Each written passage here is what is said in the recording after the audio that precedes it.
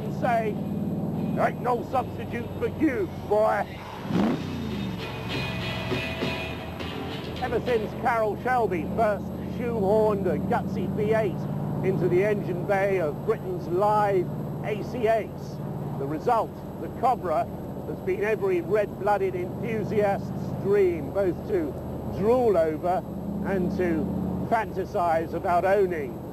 Trouble is, the real thing costs between 75 and 200,000 pounds, depending on specification. And that's where the kit car manufacturers came in. There have been some pretty terrible and some pretty frightening Cobra kits over the years as people vied to create reproductions of a classic from extremely pedestrian running gear. One manufacturer, though, has always been head and shoulders above the rest in terms of quality and engineering, Dax. Not that they're allowed to call it a Cobra. The Cobra name belongs to Uncle Henry Ford, and he guards it quite jealously. So Dax called this car the Tajiro, after John Tajiro, a famous designer of sports cars. But we know which market they're really after. It's been a very, very successful project for Dax. They must have sold 2,000 kits over the years. And I well remember being absolutely petrified by a Jaguar V12 engine example a few years ago. But no company can rest on its laurels for too long and keep on churning out the same product. So in 1991 they introduced the Rush.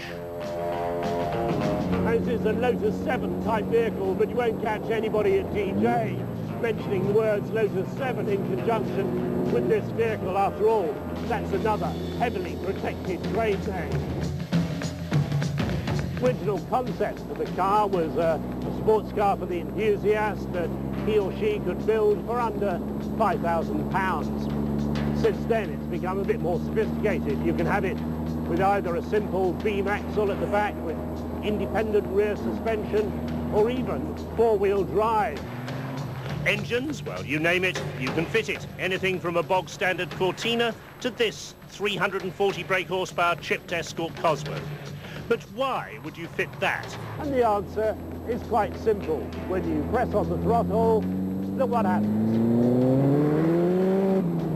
My God. Sort of numbs the brain, really. But while they were developing the Rush, DJ Sports Cars had another even more exotic offering on the drawing board.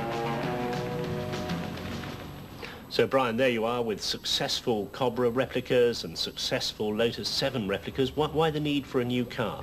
We just wanted to do something that was completely our own design from the ground upwards, and that we could show what we can achieve on our own. And did you have a vision of what that car would be? Yeah, a road-going Formula One, that was our vision, really. We just wanted to design it from the ground upwards. And you see the car over there now, something radical, something different that we could sort of say was our own achievement. Try it on, baby. The first thing to say about the Kamala is that it's a seriously quick car. The only thing that looks good on me is you. It'll do 0 to 60 in around about 4 seconds and a maximum speed of anything up to 170 miles an hour, depending on what back axle ratio you choose to build into the car.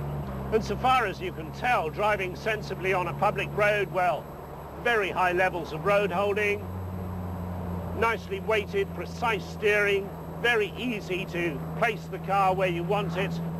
Some people might be worried by the gear lever over here on the right-hand side. I often drive a left-hand drive car myself, and I'm not really too worried about it. So many kit cars you drive, they just can't afford the time to fully develop suspension and damper settings. But either by luck or, I suspect, by judgment, Dax have got this one pretty much right. I have to confess, I'm not a great kit car fan. If I've got to drive something this quick, I want to know the man who nailed the brakes on knew what he was doing.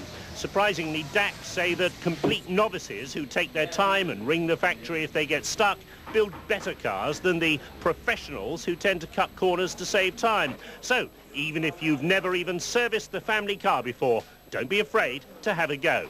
As for me, what colour will I have my four-wheel drive Rover V8 Rush? Candy apple green, I think, metallic. Wild thing, I think I love you. It's said that looks aren't everything.